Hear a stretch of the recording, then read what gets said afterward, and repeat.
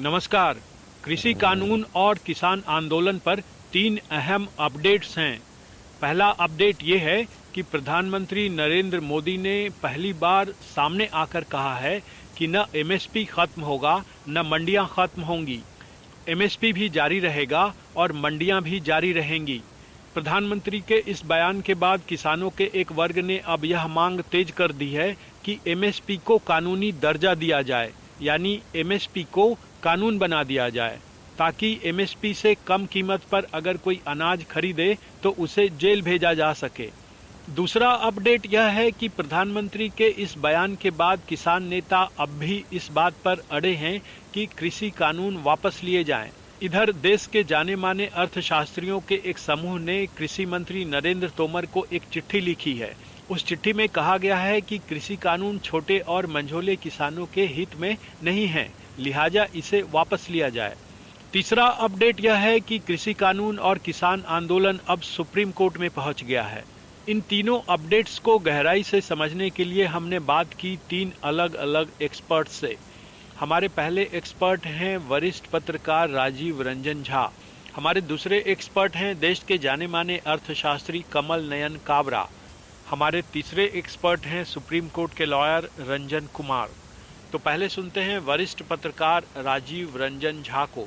राजीव रंजन झा हमें बताएंगे कि एमएसपी और पंजाब के किसानों का समीकरण क्या है और पंजाब के किसान कृषि आंदोलन में क्यों हैं सबसे आगे। तो आइए सुनते हैं राजीव रंजन झा को।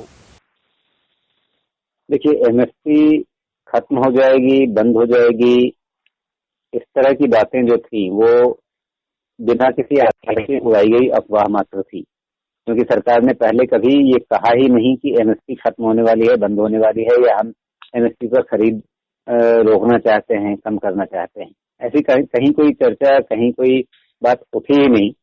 और जो 3 कानून केंद्र सरकार ने बनाए उनमें कहीं भी एमएसपी घटाने, बढ़ाने, रोकने, चालू करने, इन सब का कोई संबंध है ही नहीं इन तीनों कानूनों का। तो एमएसपी खत्म हो जाएगी, ये अफवाह किसने उड़ाई, क्यों उड़ाई, इसके पीछे क्या राजनीतिक नेतार्थ हैं, ये समझने की जरूरत है। लेकिन वो अफवाह इतनी तेज उड़ा दी गई और किसान आंदोलन का एक बड़ा मुद्दा बना दिया गया, और तमाम जो सरकार के साथ किसान संगठनों की बैठकें हुई उसमें भी बढ़ चढ़ के इसी मसले को उठाया गया। तो इसके कारण प्रधानमंत्री को यह बात खुल करके कहनी पड़ी, आश्वासन देना पड़ा कि एमएसपी खत्म करने की कोई बात है ही नहीं। रही बात की एमएसपी को कानूनी दर्जा दिए जाने की, तो एमएसपी को कानूनी दर्जा दिया जाना ये अपने आप में बड़ी असंगत सी मांग है। आज की तारीख में सरकार क्या आश्वासन देती है कि जो एमएसपी पर खरीदारी होती है वो जारी रहेगी, एफसीआई जिस तरीके से खरीदारी करती है वो खरीदारी जारी रहेगी। लेकिन यदि आप कहें कि देश में जितनी भी फसल होती है उन सारी फसलों को एक एमएसपी तय की जाए, अभी हजारों फसलें हैं, उसमें से सिर्फ 23 फसलों पर एमएसपी तय है, बाकी फसलों का क्या? यानी आप कह रहे हैं कि आप हर फसल पे एमएसपी तय कीजिए? क्या आप ये कह रहे हैं कि जितनी भी फसलें होंगी उनमें सरकार वो सारी फसलें एमएसपी पर खरीदे? ये व्यावहारिक रूप से संभव नहीं है। आज की तारीख में भी एमएसपी पर जो सरकारी खरीद होती है वो देश में कुल उपज का 6% है। तो आप कह रहे हैं कि बाकी 94% भी सरकार खरीदना शुरू करे एमएसपी पर? ये संभव नहीं है। तो फिर कानूनी दर्जे का मतलब क्या है?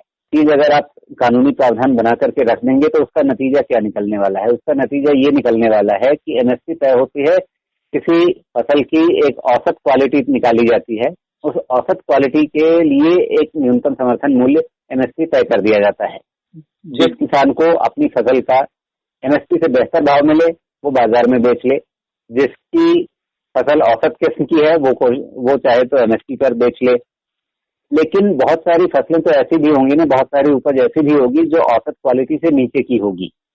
फिर यदि आप निजी क्षेत्र के लिए कह देंगे कि आप एमएसपी पे खरीदो और अगर इससे कम पे खरीदोगे तो जेल भेज देंगे, तो वैसी हालत में निजी क्षेत्र का कौन व्यापारी या कौन संगठन या कौन सी कंपनी फिर आप कि वो जो औसत गुणवत्ता से नीचे वाली फसल है उसको खरीदने के लिए हाथ बढ़ाएगी? तो फिर उस फसल का होगा क्या?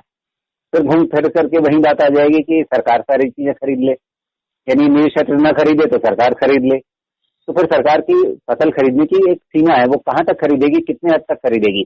और किसी भी सरकारी तंत्र में हम जानते हैं कि यदि मान लीजिए आप ये कह दें कि भाई सरकार सारी फसलें खरीदे और फिर उपभोक्ताओं तक उसे बेचने की भी व्यवस्था करे, मतलब ये एक ऐसे दौर में, उदारीकरण के दौर में, जब हम तमाम सार्वजनिक उपक्रमों की उपादेयता जो है, उनकी उपयोगिता जो है, उस पर पुनर्विचार कर रहे हैं, वैसे समय में आप एक नया सरकारी ढांचा खड़ा कर दें, एक नए सरकारीकरण की तरफ बढ़ जाएं, इसका कोई अर्थ नहीं है। तो ये एमएसपी को कानूनी दर्जा दिया जाए, ये अपने आप में एक ऐसी अव्यावहारिक मांग है जो वास्तव में पूरी नहीं की जा सकती है। और ये जो लोग मांग रख रहे हैं उनमें भी अधिकांश लोग जानते हैं कि सरकार ये मांग बिल्कुल नहीं मान सकती है। और मेरा तो ये मानना है कि ऐसी अव्यावहारिक मांग जानबूझ करके इस वजह से उठाई गई है क्योंकि इसके बहाने ये दबाव डाला जा सके सरकार के ऊपर कि जो 3 कृषि कानून बनाए हैं सरकार ने, केंद्र सरकार ने, उनको पूरी तरह से आप वापस लीजिए। ये सिर्फ और सिर्फ एक दबाव की राजनीति है।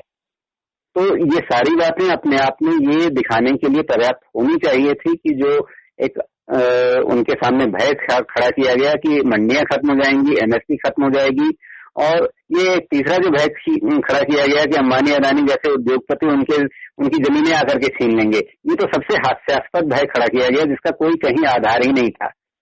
मतलब कहीं पे एक तिल का तार बनाना तो हमने सुना है, लेकिन यहाँ मतलब बिना किसी चीज के शून्य में एक तार खड़ा कर देना, ये हमें इस उदाहरण में दिखता है कि भाई लोगों को करा दिया गया कि अंबानी अडानी आकर के अपनी जमीनें छीन लेंगे। मतलब जो चीज कहीं पे है नहीं उसका बेमतलब का हवा खड़ा कर देना। कहा ये जा रहा है कि अंबानी अडानी हर जगह उनके गोदाम बन रहे हैं। जो लोग कह रहे हैं उन्हें अपना गोदाम बनाने से किसने रोका है, और जो गोदाम खुले वो कब खुले, जरा इसकी भी तारीखें देख ली जाए। वो तारीखें दिखती हैं कि भाई यूपीए सरकार के समय में ऐसे तमाम गोदाम खुले।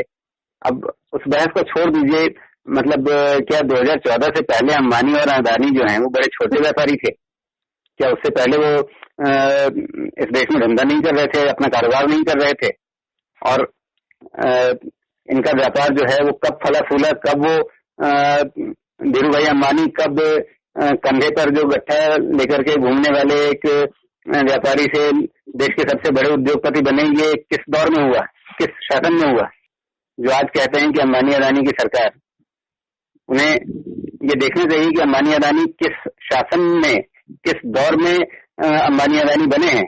और जो एमएसपी पे है कि अभी सिर्फ 6% किसानों को एमएसपी मिलता है, तो क्या ये संभव है कि 100% किसानों को एमएसपी मिल जाए?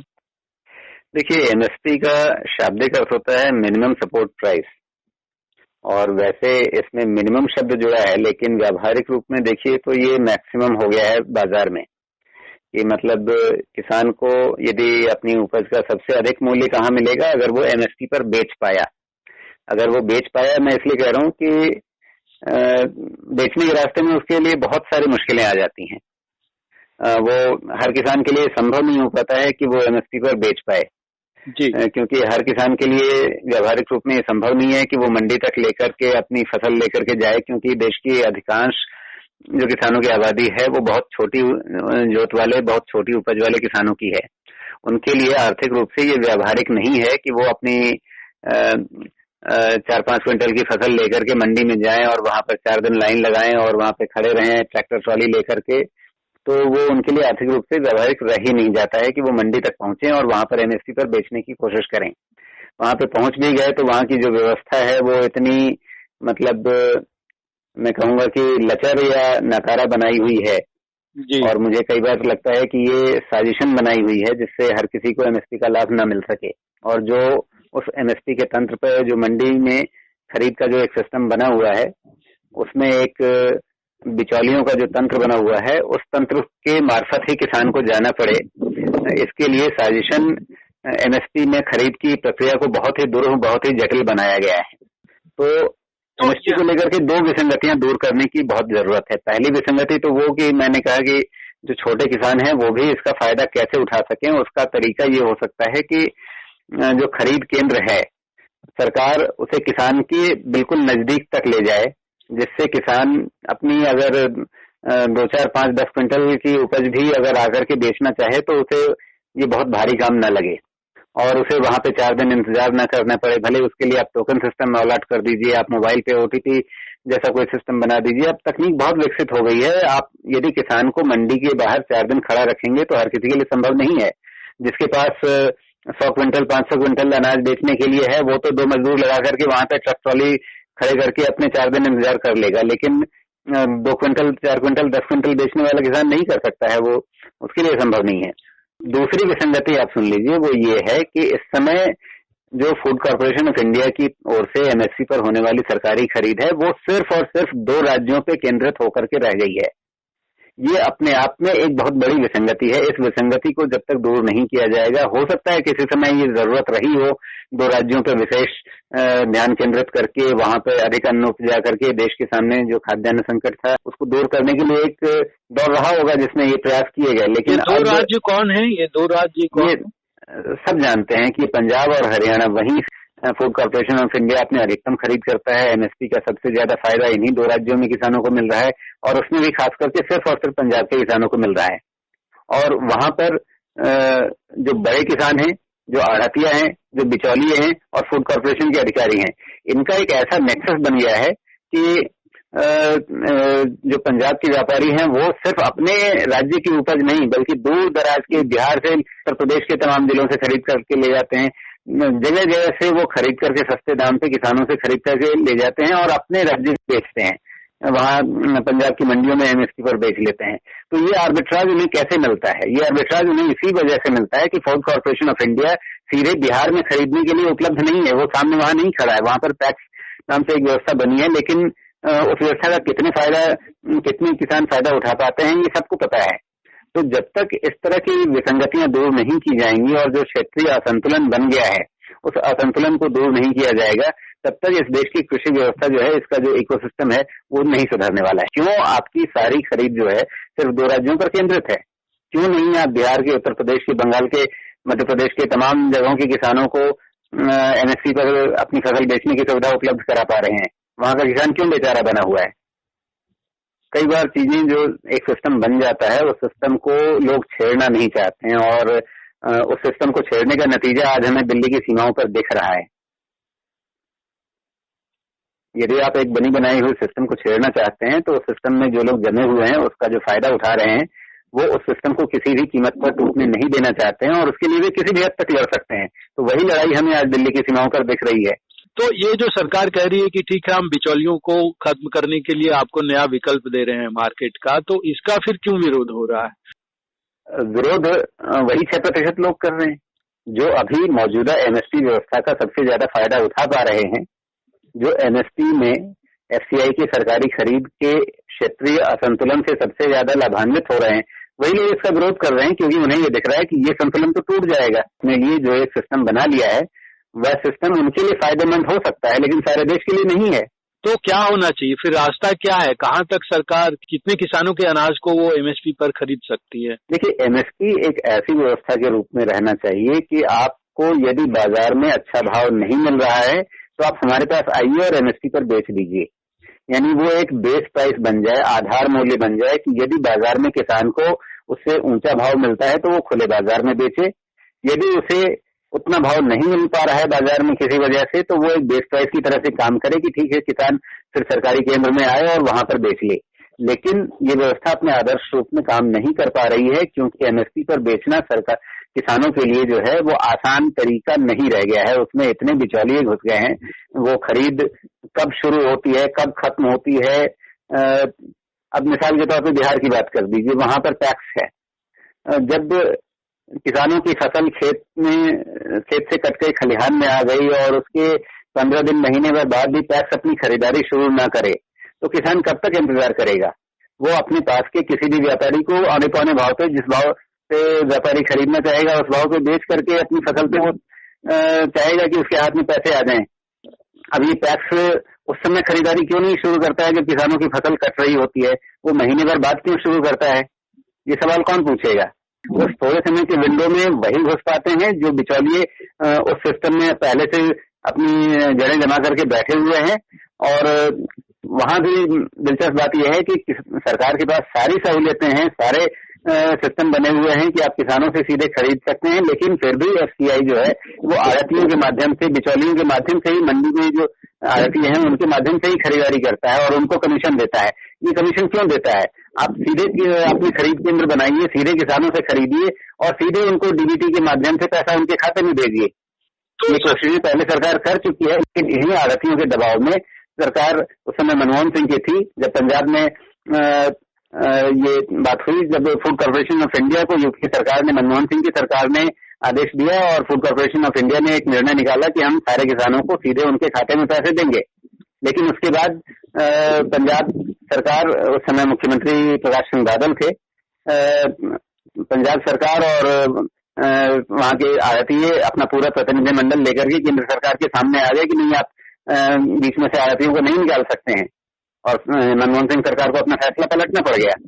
तो आपको लगता है कि जो सरकार कृषि कानून लेकर आई है उससे किसानों को फायदा होगा, बिचौलिए खत्म होंगे या उनकी भूमिका कम होगी? देखिए, मैं सीधी सी एक बात जानता हूं कि यदि मैं एक विक्रेता हूं तो मेरे सामने एक ग्राहक के बदले यदि 5 ग्राहक आते हैं तो इससे मेरा कोई नुकसान नहीं होगा, होगा तो कुछ फायदा ही होगा। एक विक्रेता के सामने ज्यादा खरीदार आने से कभी भी उसका नुकसान नहीं होता है। अब हम बात करते हैं अपने दूसरे एक्सपर्ट, देश के जाने माने अर्थशास्त्री प्रोफेसर कमल नयन काबरा से। प्रोफेसर कमल नयन काबरा उस समूह में शामिल हैं जिसने कृषि मंत्री नरेंद्र तोमर को चिट्ठी लिखकर कृषि कानूनों को वापस लेने की मांग की है। तो आइए सुनते हैं प्रोफेसर कमल नयन काबरा को। अरे वो आदमी रोटी खाता है, अपने बच्चों को पढ़ाता है, शिक्षा देता है, हरी बीमारी में अपना इलाज करता है, उनको न्यूनतम आवश्यकताएं पूरी करने के लिए, जिंदगी के मूलभूत अधिकार देने के लिए जरूरी है कि किसान को वो कीमत मिले जो स्वामीनाथन कमीशन ने रिकमेंड किया, और वो कानूनी बाध्यता बने। आप सरकारी आंकड़े जो कीमतों के उठा के देख लीजिए, आज तक इस कानून के बाद में क्या किसानों को न्यूनतम दाम मिले हैं? क्या वो कर्ज में नहीं डूबे हुए हैं? क्या वो उनको, जो आपने ग्रीन रिवोल्यूशन की स्ट्रेटेजी तय की है कि वो बाजार से खरीद करके खाद, बीज, रासायनिक पदार्थ, बिजली सब खरीद करके बाजार से उत्पादन करे? अरे आपका उत्पादन तो उसने बढ़ा दिया, देश की आयात पर निर्भरता खत्म कर दी, और उसकी किसान की तो निर्भरता बढ़ गई, किसान की निर्भरता बढ़ गई। आप रोजाना उनको कहते हैं 1000 रुपया देंगे, 2000 रुपया देंगे, आप भिखारी क्यों बना रहे हैं? उनको उनका अपना हक दीजिए कि अपने माल को उचित बाजार व्यवस्था के नियमों के अनुसार भेजे, क्योंकि वो बाजार में हिस्सेदारी नहीं कर पाते हैं, इतने कमजोर है, वो खरीदने वाले इतने ताकतवर है, उनके पास में हर प्रकार की शक्ति है। मंडी का ऑप्शन जो दे रही है सरकार की, आप विकल्प दे रही है कि आप कहीं भी बेच सकते हैं, इसमें क्या दिक्कत है? देने से क्या, विकल्प तो अभी भी है उसके पास में। जब वो आड़तिया नहीं खरीदता तो वो कहाँ बेचता है? कोई वहां आके ले जाता है। वो विकल्प नहीं है, विकल्प है कि किस कीमत पर खरीदेगा, किन शर्तों पर खरीदेगा, वो जरूरी चीज है। दो अनिक्वल लोगों पर आप कहेंगे सीखिया पालना कहें कि वो किसी कट्टे से बराबर लड़े, हम दोनों को कहीं भी जाके लड़ने की आजादी देते हैं, ऐसा नहीं होता है। वो सीखिया पहलवान है, उसको पर्याप्त खाद्य नहीं मिला है, शिक्षा स्वास्थ्य चिकित्सा नहीं मिली है, उसको उन लोगों की शक्ति का अनुमान नहीं है, और उन लोगों में तो हमेशा आपस में मेलजोल होता रहा है, उनके दुनिया भर के संगठन है, वो कीमत कोट करेंगे, किसान को तो तुरंत बेचना पड़ेगा, उसके पास में खाद बीज वगैरह ले रखा है, उधार ले रखा है। आपको जरूरी करना है इस कानून के लिए तो एक बहुत जरूरी है, गांव-गांव में गोडाउन बनाइए, उनको बाजार को और सरकार को सबको देना पड़ेगा, क्योंकि अनइक्वल कंपटीशन है, उनको आप प्राइस प्रोटेक्शन दीजिए। आप एक बात करेंगे कि कानूनी हक बना देंगे कि हर खरीदार को हर जगह आएगा, कोई कहीं भी खरीदे, कहीं भी बेचे। ये कानून जो आया है इसको ये बेचने की आजादी है, ये खरीदने की आजादी भी है साथ में, और खरीदने की आजादी उनको है जो बहुत संपन्न है, जो बहुत साधन संपन्न है, जिनके पास में बड़े बड़े बाजार है देश के बाहर कंपनियों में। अरे जो गाँव में गली गली में आटा पर पीसा जाता था, वो तो बड़ी कंपनियां आके बेचती है, रिटेल में तो आके बड़ी कंपनियां बेचती है। आपने उनके लिए तो सब कुछ खोल दिया, और इनके लिए आप इनको न्यूनतम अधिकार देने के अंदर कोताही कर रहे हैं। तो आप क्या चाहते हैं? आप क्या चाहते हैं सरकार से कि किसानों के फायदे के लिए क्या करना चाहिए? इन कानूनों को हटा करके उनके साथ में, जैसा कि शायद सुप्रीम कोर्ट बता रहा है, उनको साथ बिठा करके जो बाजार व्यवस्था को सुव्यवस्थित रूप से समान ताकत के लोगों में एकत्रित करने के लिए, और समानता की भी मतलब ये अर्थमेटिक इक्विटी नहीं है कि सब 10 के लेवल पर आ जाए, एक न्यूनतम डिफरेंस हो और जो कमजोर है उसको प्रोटेक्शन मिले, कि उसकी आमदनी और जो कीमत है वो केवल कीमत नहीं है, वो आमदनी भी है, वो सामाजिक हिस्सेदारी का जरिया भी है, वो राजनीतिक समझदारी का हिस्सा भी है। वो सरकार के सामने और नेताओं के सामने हाथ फैला के खड़ा नहीं होगा कि चुनाव आए हमको कुछ दे दो, या अगले चुनाव में 5% दो, अगले साल 10%, और हर साल आप उनको टुकड़ों टुकड़ों में देकर के उनके वोट बटोरते रहेंगे। एक बार में पुख्ता न्यूनतम अधिकार दिया जा सकता है, और बाजार देगा, देश के बाकी लोग देंगे, खाता पीता लोगों को जो तबका है वो देगा इस कीमत को। सबसे बड़ी जरूरत है कि जो बाजार व्यवस्था के सिद्धांत है उनके अनुसार पूरी लागत विथ रिटर्न्स मिले। अब हम बात करते हैं अपने तीसरे एक्सपर्ट सुप्रीम कोर्ट के लॉयर रंजन कुमार से। सुप्रीम कोर्ट में जो अभी मुद्दा है वो मुद्दा ये है कि किसी ने उसमें पिटीशन फाइल किया हुआ है PIL कि जो डिस्टर्बेंस हमारे रोड हो रही है पब्लिक को आने जाने में, तो इस प्रोटेस्टर्स को वहां से हटाने का डायरेक्शन दिया जाए अथॉरिटी को, ताकि वो उनके अगेंस्ट एक्ट करके उनको हटा दे। उस दौरान एक और मैटर उसके बाद उसी दिन लिस्ट था जिसमें कि इन तीनों ही कानून की कॉन्स्टिट्यूशनल वैलिडिटी को चैलेंज भी किया गया था, बट कोर्ट ने काफी क्लियर किया कि मैं इसकी कॉन्स्टिट्यूशनल वैलिडिटी को अभी नहीं चेक करूंगा, वो बाद में होगा, हम इसको स्क्रूटनाइज करेंगे। अभी ये देखना है कि क्या किस तरह से इस मैटर को रिजॉल्व किया जा सके, कि काफी दिनों से जो किसान प्रोटेस्टर बैठे हुए हैं रोड पे, उससे पब्लिक को भी नुकसान हो रहा है, उनको भी इनकन्वीनियंस हो रहा है।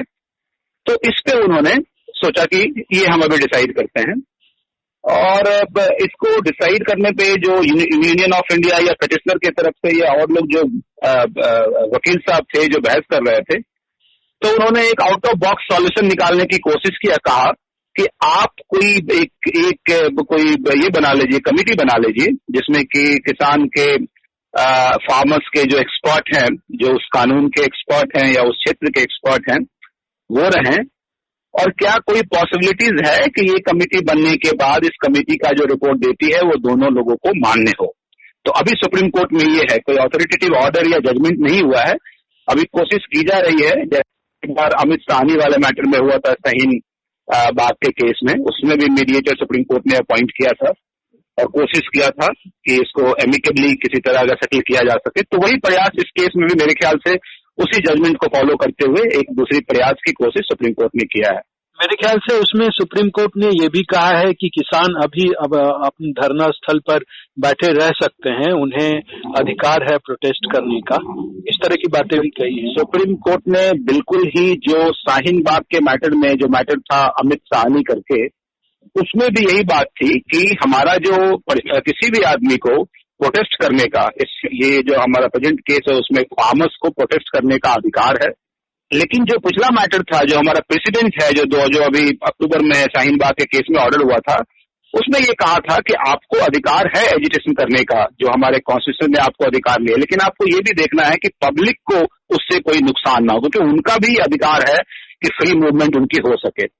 तो अभी कोई ऑर्डर तो सुप्रीम कोर्ट ने नहीं किया है, बट इसी पे विचार करें। बट मुझे ऐसा लगता है कि पहले वो ज्यादा ध्यान देंगे कि क्या कोई सेटलमेंट होने की गुंजाइश है इसमें। तो अभी कोई ऑर्डर ना ये कहा है सुप्रीम कोर्ट ने कि फार्मर्स के एजिटेशन, वहां बैठ के एजिटेट करना गलत है, जो ब्लॉकेज किया है वह गलत है, या फिर जो मूवमेंट में जो लोगों को परेशानी हो रही है उसकी वजह से वो उनके तरफ से गलत एजिटेशन हो रहा है या गलत एक्ट है कि नहीं। इस पे अभी विचार सुप्रीम कोर्ट कर रही है। रंजन कुमार जी, ये सुप्रीम कोर्ट ने ये भी कहा कि भाई जब तक ये बातचीत दोबारा शुरू नहीं होती और इस पर बातचीत का सिलसिला नहीं शुरू हो जाता किसान के नेताओं से, तब तक ये कृषि कानून को तब तक जो है होल्ड पे रख दिया जाए। इनफैक्ट बहस के दौरान सुप्रीम कोर्ट ने ये प्रपोज किया, मेरे ख्याल से उनके दिमाग में ये रहा होगा कि एक अच्छा एनवायरनमेंट बनाने के लिए बातचीत का और इसका कोई सेटलमेंट निकल जाए बातचीत के दौरान, तो उन्होंने ये प्रपोजल रखा कि जब तक ये बात नहीं होती है, जब तक ये डिसीजन नहीं डिसाइड होता है हमारा केस, तब तक क्या आप ये कर सकते हैं कि आप ये स्टेटमेंट दे, ये आप मन बनाए सरकार कि तब तक हम इसको इम्प्लीमेंट नहीं करेंगे ये तीनों लॉ को। तो उस पे जो हरीश साल्वे सिंह उन्होंने कहा कि अगर हम ये ऐसा कर देते हैं तो फिर शायद बात करने का हमारा तरीका, जो बातचीत करने आ रहे हैं वही बातचीत करने ही नहीं आएंगे, असल बातचीत की जो प्रक्रिया है वही शायद नहीं हो पाएगी। तो ये कहते हुए फिर उस प्रपोजल को सुप्रीम कोर्ट ने आगे नहीं बढ़ाया और उसको आगे पे छोड़ दिया।